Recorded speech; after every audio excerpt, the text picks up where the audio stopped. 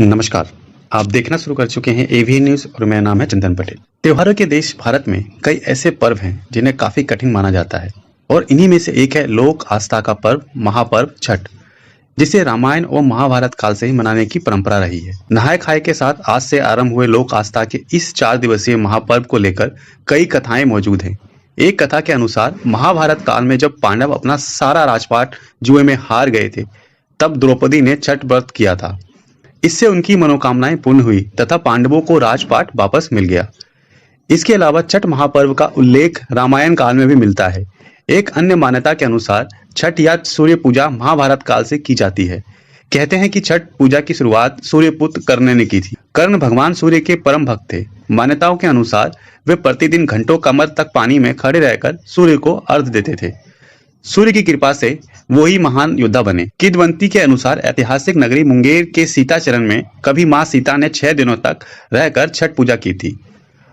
पौराणिक कथाओं के अनुसार 14 वर्ष वनवास के बाद जब भगवान राम अयोध्या लौटे थे, तो रावण वध के पाप से मुक्त होने के लिए ऋषि मुनियों के आदेश पर राजसूय यज्ञ करने का फैसला लिया। इसके लिए मृगदल ऋषि को आमंत्रण दिया गया था, लेकिन मृगदल ऋषि ने भगवान राम एवं सीता को अपने ही आश्रम में आने का आदेश दिया।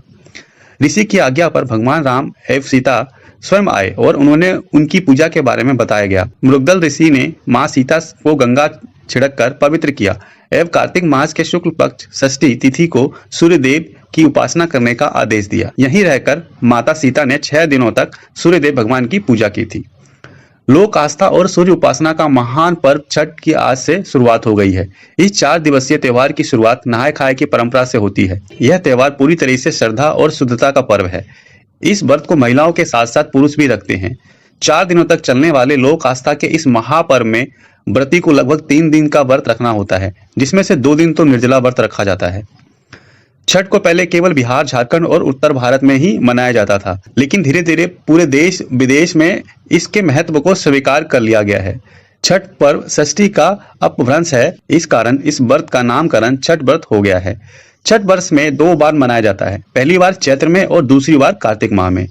चैत्र शुक्ल पक्ष षष्ठी पर मनाए जाने वाले छठ व्रत को चैती छठ और कार्तिक शुक्ल पक्ष षष्ठी पर मनाए जाने वाला पर्व कार्तिक छठ कहा जाता है। इस पूजा के लिए 4 दिन महत्वपूर्ण नहाय खाए, खरना या लोहंडा, सांझा, संध्या अर्घ और सूर्योदय अर्घ। छठ पूजा में गन्ना, फल, डाला, सूप आदि का प्रयोग किया जाता है। मान्यताओं के अनुसार छठी मैया को भगवान सूर्य की बहन बताया गया है। इस पर्व के दौरान छठी मैया के अलावा भगवान सूर्य की पूजा आराधना होती है। कहा जाता है कि जो व्यक्ति इन दिनों की अर्चना करता है, उनके संतानों की छठी माता रक्षा करती है। कहते हैं कि भगवान की शक्ति से ही 4 दिनों का यह कठिन व्रत संपन्न हो पाता है। छठ वास्तव में सूर्य उपासना का पर्व है, इसलिए इसे सूर्य षष्ठी व्रत के नाम से भी जाना जाता है। इसमें सूर्य की उपासना उनकी कृपा प्राप्त करने के लिए की जाती है। ऐसा विश्वास है कि इस दिन सूर्य देव की आराधना करने से व्रती को सुख, सौभाग्य और समृद्धि की प्राप्ति होती है। इस पर्व के आयोजन का उल्लेख प्राचीन ग्रंथों में भी पाया जाता है। इस दिन पुण्य सलीला, नदियों, तालाब या फिर किसी पोखर के किनारे पर पानी में खड़े होकर सूर्य को अर्घ्य दिया जाता है। पौराणिक मान्यताओं के अनुसार कार्तिक शुक्ल पक्ष और षष्ठी को सूर्यास्त और सप्तमी को सूर्योदय के मध्य वेद माता गायत्री का जन्म हुआ था। प्रकृति के षष्ठ अंश से उत्पन्न षष्ठी माता बालकों की रक्षा करने वाले विष्णु भगवान द्वारा रची माया है। बालक के जन्म के 6ठे दिन छठी मैया की पूजा अर्चना की जाती है, जिससे बच्चों के ग्रह गोचर शांत हो जाए और जिंदगी में किसी प्रकार का कष्ट नहीं आए। इस मान्यता के तहत ही इस तिथि को षष्ठी देवी का व्रत होने लगा है।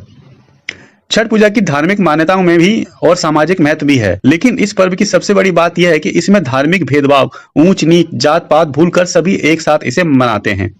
किसी भी लोक परंपरा में ऐसा नहीं है। सूर्य जो रोशनी और जीवन के प्रमुख स्रोत है और ईश्वर के रूप में जो रोज सुबह दिखाई देते हैं, उनकी उपासना की जाती है। इस महापर्व में शुद्धता और स्वच्छता का विशेष ख्याल रखा जाता है और कहते हैं कि इस पूजा में कोई गलती हो तो तुरंत क्षमा याचना करनी चाहिए, वरना तुरंत सजा मिल जाती है। सबसे बड़ी बात यह है कि यह पर्व सबको एक सूत्र में पिरोने का काम करता है। तो दोस्तों, ऐसे ही रोचक जानकारी के लिए बने रहिए एवीएन न्यूज के साथ में। अगर आपने एवीएन न्यूज को सब्सक्राइब नहीं किया है तो एवीएन न्यूज को सब्सक्राइब करें। वीडियो आपको पसंद आए तो वीडियो को लाइक करें, ज्यादा शेयर करें, कमेंट करना ना भूलें, बेल आइकन जरूर दबाएं। बेल आइकन दबाने से जो भी नया न्यूज आएगा, जो भी नया खबर आएगा, सबसे पहले आप तक पहुंचेगा। बहुत बहुत शुक्रिया दोस्तों। जय हिंद, जय भारत।